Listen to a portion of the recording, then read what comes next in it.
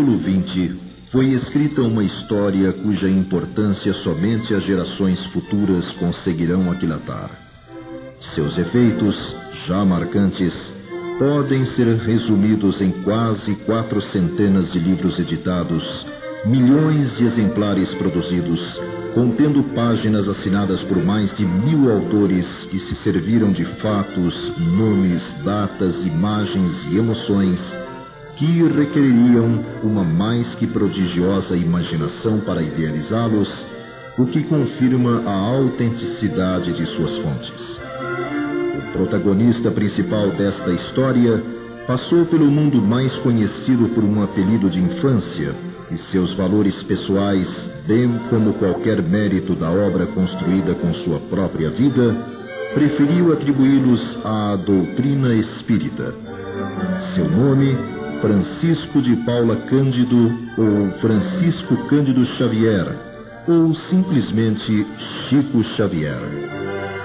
Neste programa, lembraremos alguns lances que bem demonstram a grandeza dessa existência que se constituiu num exemplo constante de determinação, renúncia, disciplina, dedicação,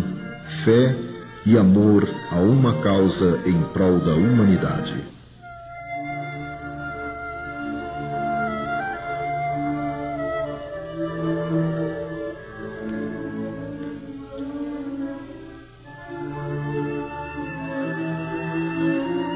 Na pequena Pedro Leopoldo, distante 35 quilômetros de Belo Horizonte, Minas Gerais, nascia a 2 de abril de 1910, Francisco, sétimo dos 9 filhos de Maria João de Deus e João de Paula Cândido. Sua infância seguia o curso normal daqueles que renascem em meio à pobreza material, quando, aos 5 anos de idade, a morte separa-o da mãe. Inocente como toda criança, ignorando a dimensão do problema que as circunstâncias lhe impunham, aceitou com naturalidade a separação dos irmãos, distribuídos entre amigos da família, enquanto aguardava o retorno da mãezinha que, segundo imaginava, ausentara-se para tratamento em hospital. Os maus tratos e humilhações sofridos na casa que o acolheu com o tempo passaram a levá-lo a se refugiar num setor do amplo quintal da propriedade, talvez mentalmente buscando as razões pelas quais sua mãe o abandonara. Numa dessas vezes, embora não o soubesse, recebe a visita do espírito de Dona Maria João de Deus, que procura-o para confortar, esclarecer e pedir que perseverasse confiando em Deus, pois este haveria de colocar em seu caminho outra pessoa que a substituiria. A partir daí, a mediunidade passa a ser algo natural em sua vida, com as visitas espirituais de sua mãe se repetindo por vários meses, até que seu pai resolve se casar com Dona Cidália Batista. A família do primeiro casamento é reorganizada e Chico, já com 8 anos, passa a frequentar o grupo escolar São José, pela manhã, enquanto que à tarde sai pelas ruas na tentativa de vender verduras e legumes da horta formada por sua segunda mãe e pelos irmãos José e Raimundo. O tempo passa e, aos 10 anos, a ignorância das pessoas acerca das visões que o menino insistia em afirmar ter,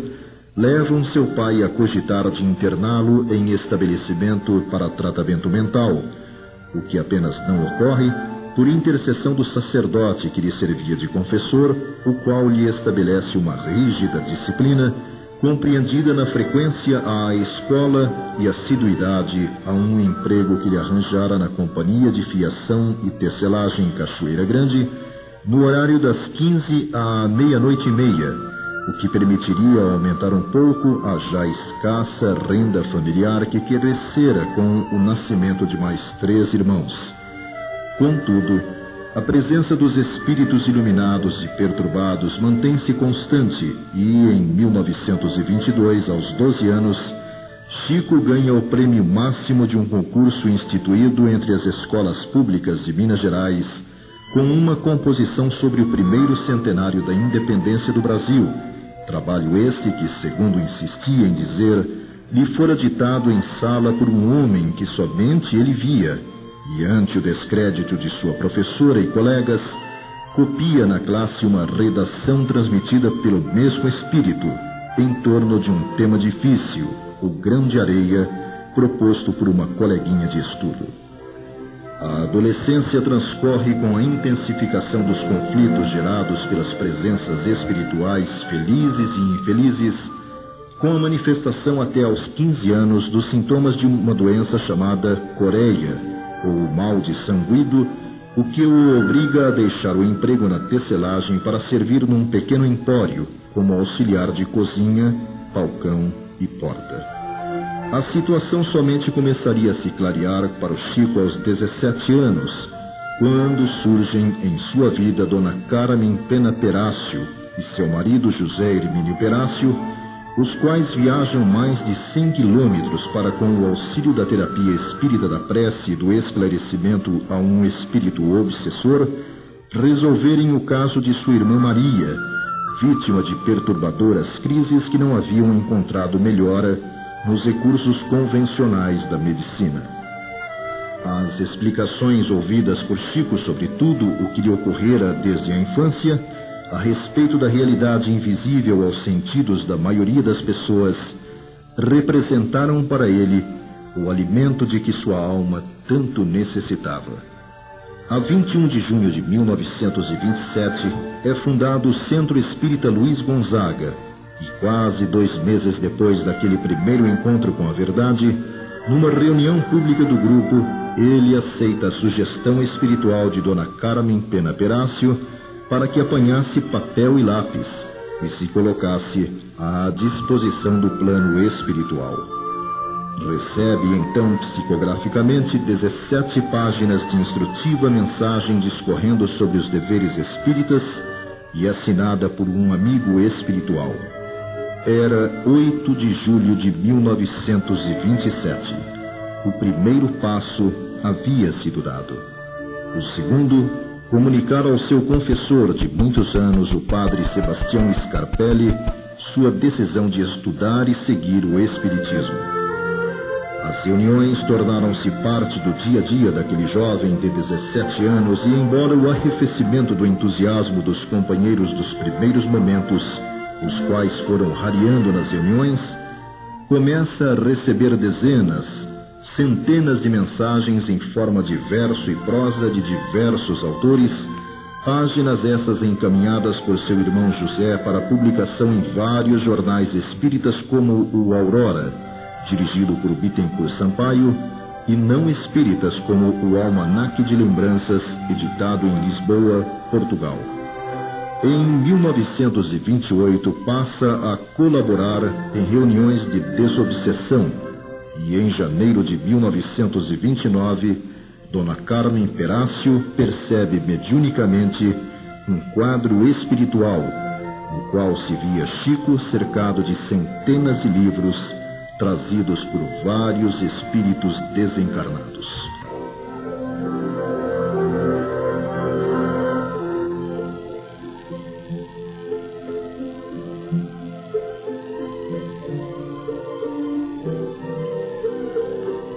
O exercício consciente da mediunidade começou a propiciar a Chico o equilíbrio e a paz que ele, em raras ocasiões, experimentara nos 17 anos vividos até ali,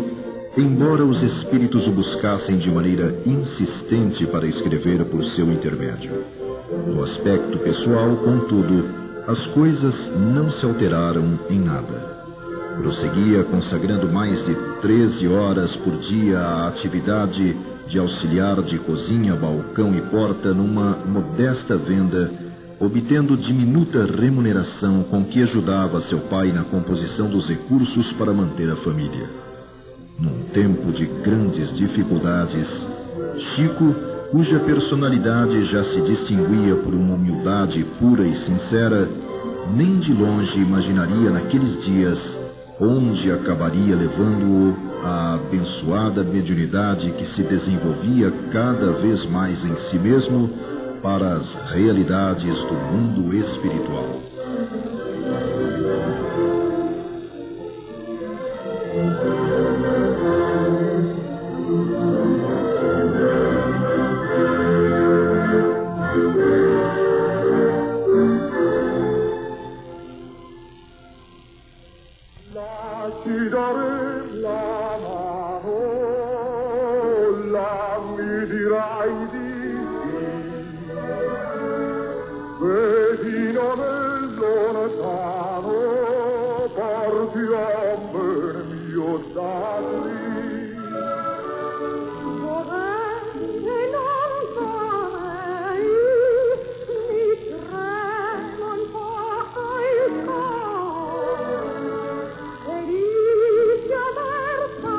A terceira década do século XX surgiria para um planeta mergulhado em crises econômicas e políticas.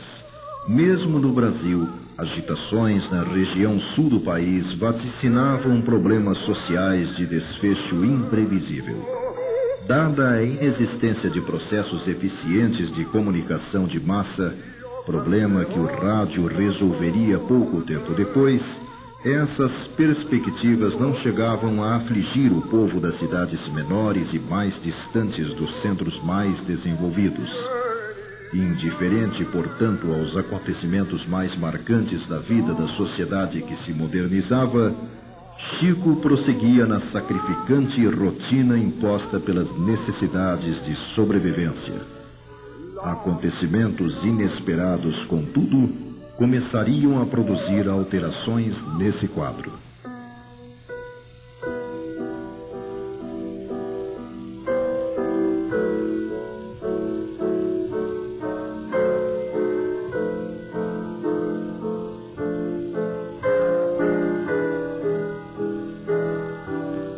O exercício da mediunidade no período de 1927 a 1931 foi intenso, fase definida posteriormente por Emmanuel como de necessária experimentação para Chico. Pouco depois de ter completado 21 anos, numa tarde de domingo daquele 1931, durante uma pequena reunião de preces ao ar livre, num local chamado Açude, Chico vê pela primeira vez a figura de Emmanuel, que se lhe apresenta dentro de reflexos luminosos na forma de uma cruz, e que, objetivamente, passaria a orientar-lhe o exercício da mediunidade, sugerindo que Chico procurasse sempre se inspirar em Jesus e Kardec, e que se, em algum momento, ele, Emmanuel, parecesse se afastar desses mestres, que o médium se afastasse dele e seguisse os dois. Em contrapartida, quase em seguida, ocorre a desencarnação de Cidália Batista, sua segunda mãe, ocorrência de grande repercussão no ânimo de Chico, visto ser ela uma das poucas pessoas que procuravam entendê-lo.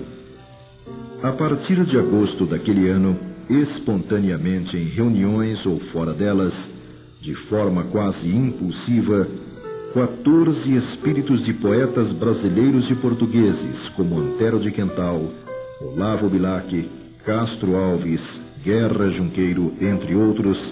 transmitiram por Chico 60 poemas que serviram para que Manuel Quintão, então presidente da Federação Espírita Brasileira, com quem Chico já se correspondia há vários anos, tomasse as primeiras providências para a publicação do primeiro livro reunindo sua produção mediúnica. Nos últimos dias daquele primeiro ano da década, desenvolveram-se em Chico de maneira mais intensa e mais clara a vidência, a audição e outras faculdades mediúnicas. Por outro lado, do ponto de vista físico, passou a experimentar a perda gradual da visão do olho esquerdo. 1932 marcaria o lançamento do Parnaso de Além Túmulo, fato que repercutiu além da seara espírita pelo número de renomados autores cujas criações apareceram no livro, merecendo uma crônica de destacado escritor da época, Humberto de Campos, membro da Academia Brasileira de Letras, que, no Diário da Noite, edição de 10 de julho, entre outras considerações, disse que os poetas de que Chico era intérprete apresentavam as mesmas características de inspiração e expressão que os identificaram no planeta. Nos anos que se seguiram, não faltaram também, além dos críticos movidos a preconceitos, aqueles que tentaram convencer o médium a assumir publicamente a autoria do livro, em troca de compensação financeira ou um emprego em que poderia minimizar as dificuldades enfrentadas por sua família, propostas sempre recusadas. Em 1935 surge Cartas de uma Morta, o segundo livro recebido por ele, publicado sob a responsabilidade da LAC, assinado pelo Espírito Maria João de Deus, A própria mãe de Chico, que, atendendo a um pedido formulado pelo filho, narra as impressões iniciais de sua vida no plano extrafísico. Em agosto, Chico passa a trabalhar na Inspetoria Regional do Ministério da Agricultura. Humberto de Campos, desencarnado um ano antes, é apresentado ao Chico num sonho desdobramento, tornando-se presença constante nas suas atividades, escrevendo através dele crônicas reproduzidas em várias publicações que, reunidas a uma série de reportagens desenvolvidas sobre o médium pelo jornal O Globo, compuseram o livro Palavras do Infinito, lançado em 1936. Em 1937, leva Chico pela primeira vez a São Paulo para participar, nas dependências do Teatro Municipal, do encerramento da Semana Metapsíquica, promovida pela Sociedade Metapsíquica, psicografando perante 600 pessoas um soneto de Augusto dos Anjos, outro de João de Deus, além de uma carta-mensagem de Humberto de Campos, sendo que antes dos mesmos manifestara-se Emmanuel, transmitindo uma saudação aos presentes, apresentando duas surpreendentes características. A mensagem era em inglês, idioma totalmente desconhecido pelo médium, e escrita da direita para a esquerda, somente podendo ser lida contra a luz ou ante um espelho. Ainda nesse ano é organizado o livro Crônicas de Além Túmulo, reunindo várias páginas de Humberto de Campos e Emmanuel, do Espírito Emmanuel, compreendendo uma abrangente análise do orientador espiritual sobre questões científicas, filosóficas e religiosas, sob a ótica do Espiritismo, obra esta somente publicada por insistência do Chico, que chegou a se cotizar com amigos e simpatizantes, já que os editores consideravam que um livro daquele estilo não era comerciável, no que estavam errados, pois, no espaço de poucos meses, o trabalho foi reeditado por 3 vezes. Em 1938, começa a se intensificar a produção mediúnico-literária de Chico, com a recepção de Brasil, Coração do Mundo, Pátria do Evangelho, uma revisão da história e destinação de um país, conforme registros do plano espiritual, pesquisados por Humberto de Campos, Lira Imortal, coletânea de poemas de vários autores espirituais, A Caminho da Luz, uma abordagem sobre a evolução e história do planeta e de seus habitantes, assinado por Emmanuel, e Novas Mensagens, reunindo mais crônicas de Humberto de Campos. O ano de 1939 foi ocupado por Emmanuel na transmissão dos primeiros romances históricos, narrando as venturas e desventuras do próprio autor em suas existências como o senador romano Públio Lentulus, ao tempo de Jesus, no livro Há 2000 anos, e posteriormente como escravo Nestório, na obra 50 anos depois. Concluindo a década, Chico recebe cartas do Evangelho, do poeta Casimiro Cunha, e as respostas às 410 perguntas formuladas por colaboradores da Federação Espírita Brasileira a Emmanuel sobre questões científicas, filosóficas e religiosas que serviram para compor O Consolador, além de uma recriação de Humberto de Campos das cenas e situações vividas por Jesus e seus discípulos no livro Boa Nova. Nesse ano extraviaram-se os originais de 200 páginas manuscritas de amigos espirituais que constituíam um livro inteiro, tendo como tema central a impressão de espíritos no momento da desencarnação e depois dela. Digno de nota também é o fato de Chico ter recebido nesse período várias mensagens em idiomas estranhos a ele, como em hindu, em luxemburguês e outras em inglês, páginas essas reconhecidas pelos destinatários como autênticas e elaboradas no melhor estilo da língua em que foram transmitidas.